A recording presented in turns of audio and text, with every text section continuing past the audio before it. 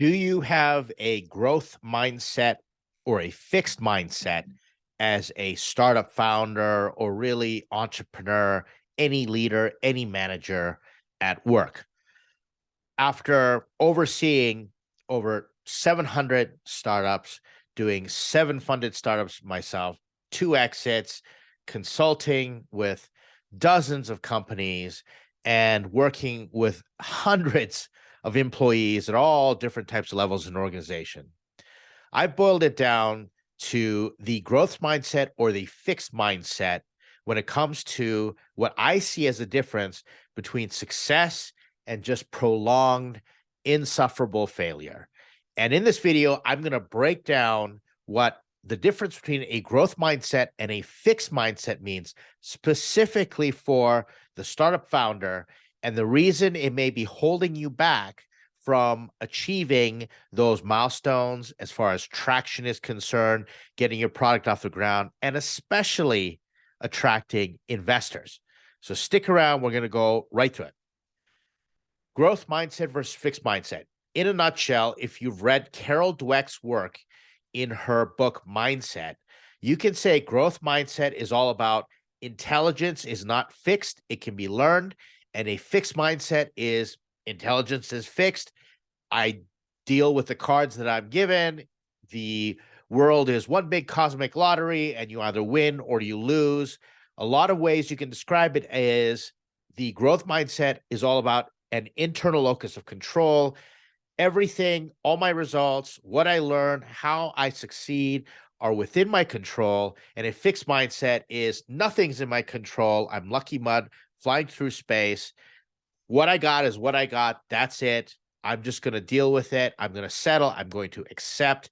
And it's been proven that individuals with an internal locus of control have a much healthier mindset and successful life on all dimensions, relationship wise, romantic relationships, social engagement, motivation at work, and all the things like how much money you make and the skills, promotion, your status, all that extrinsic stuff happens when the intrinsic part of you says, I have an internal locus of control, a growth mindset, where the fixed mindset people tend to be less successful and, quite frankly, more miserable.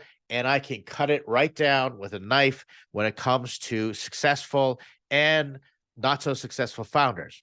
And the reason this is important is because startups are so challenging.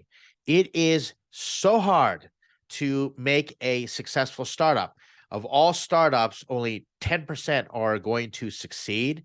0.05% of all startups receive venture capital funding. And out of those companies that get the venture capital funding, only 1% will become the all hailed unicorn, decacorn, go public, the exit, all that stuff.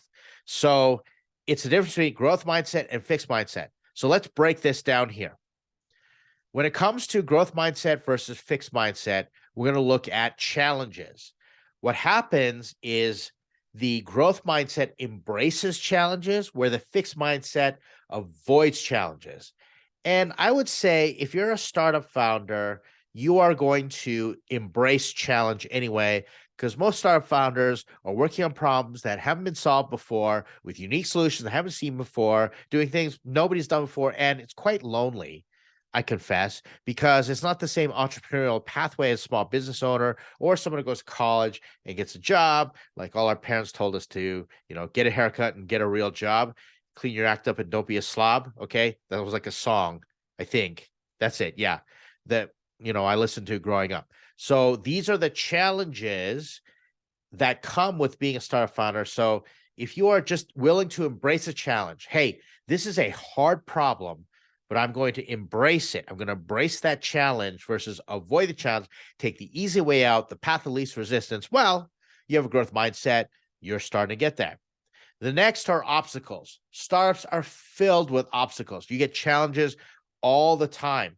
And when I'm talking to a founder and I'm like, what about this? What about that? It's called going through the idea maze. And I look at all the challenges and I point out all the obstacles, then what happens is those with the growth mindset go, okay, obstacles are going to help me to grow. These are good. These are opportunities. I see obstacles as opportunities, or what they call probabilities. Fixed mindset people see obstacles and they just, oh, I'm not good at that. I can't learn this. I'm going to have to get help. Or, for example, I need to go get a co-founder.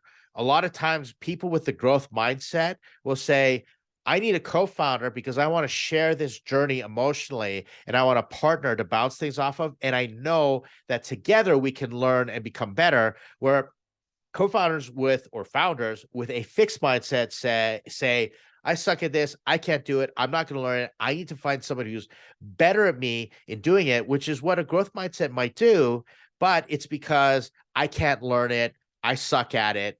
I'm dumb, etc. And a lot of times I talk to co-founders or founders who think they need co-founders and say, you don't really need a co-founder. You just don't have a very good view of yourself, or you don't think you can go learn it, or you can't outsource it or learn how to delegate it and find the help that you need. And so what you're doing is you're kind of looking for a co-founder to bail you out of things that you just think you can't do. And although it may be true that a great co-founder comes in and does things you can't do, the mindset is what's important, because if you have a fixed mindset and you bring in a co-founder with a fixed mindset, well, both of you are just going to be mired in the fixed mindset and get stuck. But if you have a fixed mindset, you bring in someone with a growth mindset, they're going to outgrow you and get frustrated. I've seen it. I've experienced it before, and vice versa. If you have a growth mindset, make sure you're very careful of the fixed mindset that a potential co-founder might have when they come in. And that's how you handle obstacles. What you're looking for is how you or that co-founder approaches obstacles. Are they opportunities, problems that can be opportunities to learn and do something new? When I see an obstacle or challenge and the industry, wants to beat you down and people don't want you to succeed, it just fires me up. I say, okay, this is an opportunity to embrace that challenge, get to the obstacle and learn something, an opportunity. Next is effort. This comes down to intensity of execution. The most successful founders with a growth mindset, their intensity of execution is super high. You do not see them disappear or isolate. They have the ability to empty the tank, and just when you think they got nothing left, they reach down, they dig deep for just something more. And that's an intensity of execution. You can tell. I can tell the growth mindset founders when they come back to me after an advisory session and they've already done what we talked about last time, but then they've researched more and they've done more and they said, all right, I want to immerse myself into it. I've been going down the rabbit hole, etc. But the founders that come to me and they say, okay, what do I do? What's the ABC 1, 2, 3? Let me get to B. And then they wait until next week or 2 weeks later, said, I did B. Now, what do I do next? And you just see this intensive execution. It's so slow. Then it's possibly a fixed mindset, probably is. And so the intensity of execution, the effort, is super important to always be just chugging away. Like I watch a lot of football, and the greatest running backs, they hit the people trying to tackle them. And even though their bodies are being wrapped up, you see those legs, they're constantly churning, pushing, because you never know. You might just get that push or find that gap, or someone might fall down and you're able to break through that block. Whereas fixed mindset individuals go, why am I trying? What's the point of all this effort? Why would I want to have an intensity of execution when it's not going to lead anywhere? And that's where a lot of times this whole notion of quiet quitting that's happening in the workplace, which I don't criticize. I understand the reasons it's happening. Startup founders don't get the luxury of quiet quitting. They don't get the luxury of saying, okay, I'm just going to do the bare minimum for a founder today. It doesn't work that way, right? And investors are going to look for that too. And so they're looking for the intensive execution, what I call intensive execution, and the effort. Next is criticism. As founders, you get criticized left, right, and center. And I have founders come to me, especially when they're trying to fundraise, and they get criticized and they get their assumptions shot through like Swiss cheese, bullets shot through, poking holes through everything they assume. And they take that as criticism, Well, how founders react really does change the way or the trajectory of their startup, especially when it comes to fundraising. Investors are supposed to criticize you. Investors want to say yes to investing in your company. They need to critically examine the opportunity and look for the reasons to say no, because investors can't invest in everything. So they have to criticize to get to the point where everything rises to the top and they know which ones are investable or fundable, but most importantly, how the founder handles criticism. For example, if you're a founder and you just listen to some criticism and you just, you know, just lean over or lie down or completely just, concede the point to the investor is going to think, like, where's the fight? Where's the pushback? Where's the conviction of your assumptions? And what happens is, if you can't take criticism very well, the investor starts to think, well, you're not going to be able to build a company. Or what happens if you go to the public markets or you have to pitch to other investors and sales and everything? How do you handle criticism? That's where the growth mindset says critique, positive and helpful critique, constructive criticism. I can take it, process it, let me learn, let me be coachable, let me ask more questions. But at the same time, I'm going to say, you know what? I'm going to wrestle with this concept, maybe push back, tell me the reason you're thinking this way, and you take a stand, but you understand the nature of criticism. Where fixed mindset individuals, they just, oh, woe is me, and I can't believe that these investors are saying this about our startup, and don't they get it? And, everything like that. And then they start criticizing the investors. I've seen this happen before where they say the investors don't get it. They're missing out on $1 billion opportunity. I've had people just completely lose it on me, just getting so mad about the investor market because there's a sense of entitlement that, funding was supposed to be a given, supposed to be easy. Doesn't happen that way. So criticism and how you handle it is very important when it comes to the growth mindset versus the fixed mindset. Finally, success of others. I see this all the time. The founders that are constantly reading about how other people have funded and they're depressed and then they get mad, they're verging on a fixed mindset.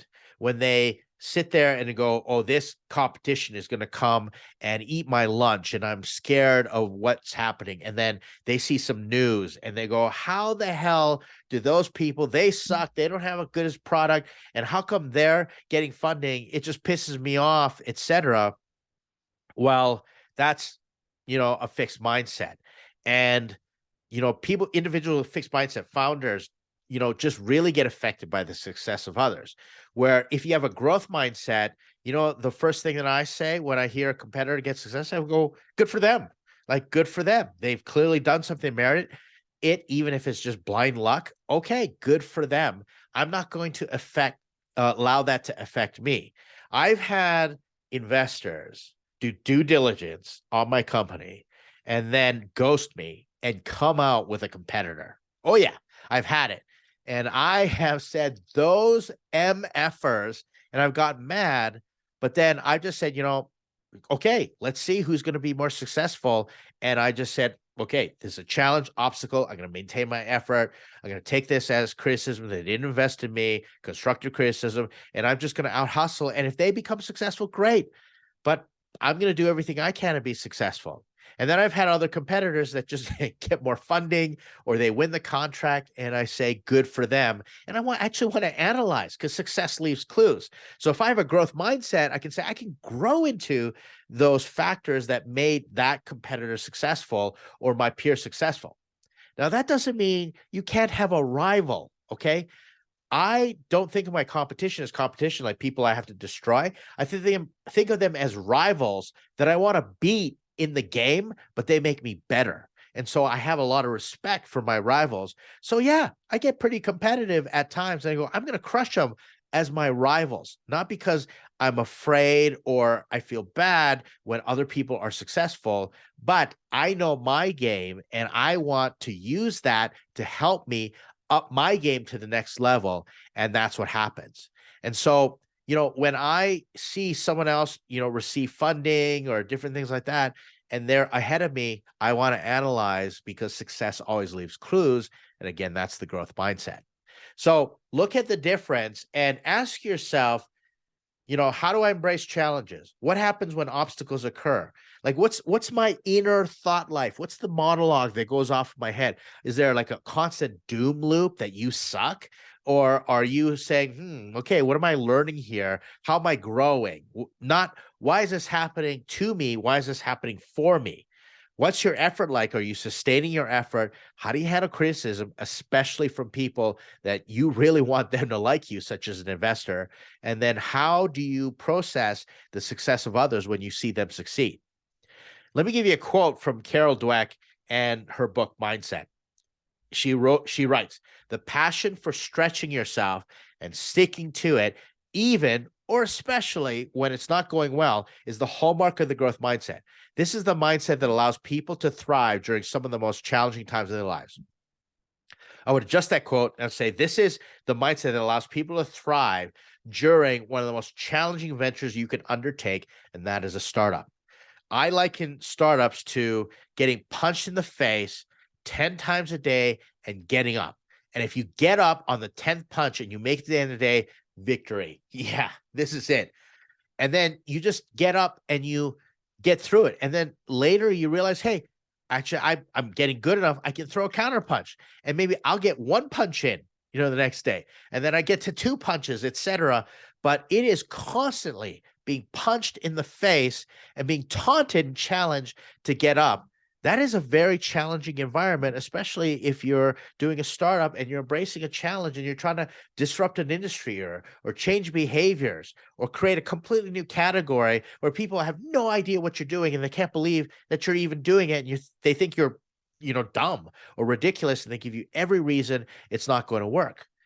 That's a challenging time. So if you're willing to stick to it, and every founder has an opportunity to get there, but it takes a long road. If you look at the average number of startups that people have to do, and then the average age of a successful founder, it's quite a few. And I know entrepreneurs, like the average is like 12 ventures before they make their first $1 million, like 12 kicks at the can or shot at the net. And the average age is in the mid 40s. Yet we read these stories about a kid who drops out of college at 19, programs something, and then becomes a darling. Those are the people that we see in TechCrunch and the magazines. But if you look at the number of successful founders running companies that are obscure and they're making tens of millions of dollars that you don't read about in TechCrunch, or they don't get VC funding from Andreessen Horowitz or Sequoia or something like that, they are so much more in number, numerously, just completely overshadow the bright shining stars.